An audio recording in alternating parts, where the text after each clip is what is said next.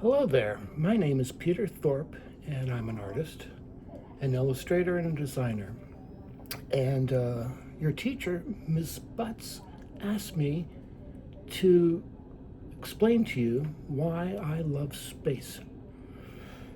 Well, that's hard. I mean, when I was a kid, maybe your age, I just decided that the moon was a wonderful, wonderful thing, and that it was really great that here in America there was a program that was going to take us to the moon. And I followed it like crazy. I just wanted to know what was happening. And so any bit of information out of NASA was something I checked out, even stuff I didn't understand.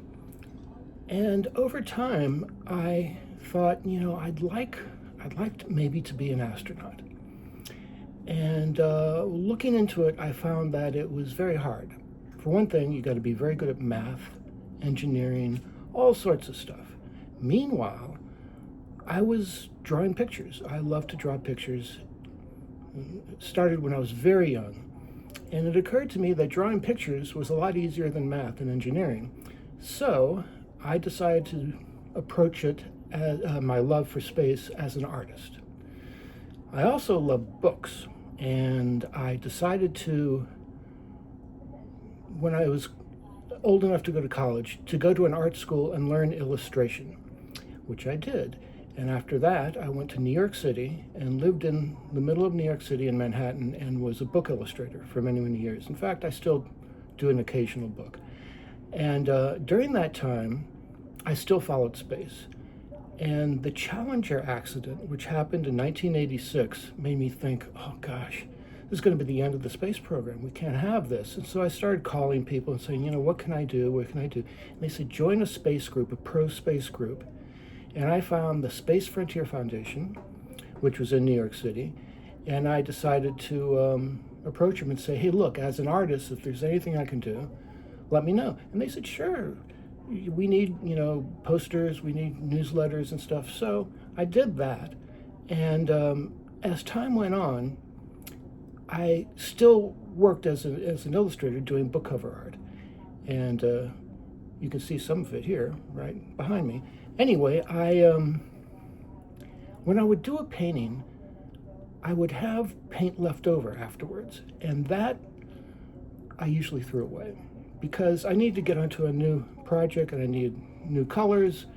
And so I just threw the paint away. And it occurred to me that was wasteful. Why throw away paint? Do something with it. Well, I got a bunch of blank canvas boards and started taking that extra paint and just smearing the backgrounds of the boards with the paint so that I just had an abstract background. Put them away, and I thought, okay, eventually I'll put something on those, but at least I'm not wasting the paint.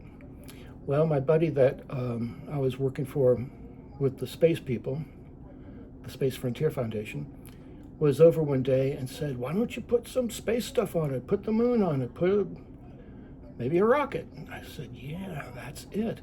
So I started doing rockets and planets and moons and that sort of stuff.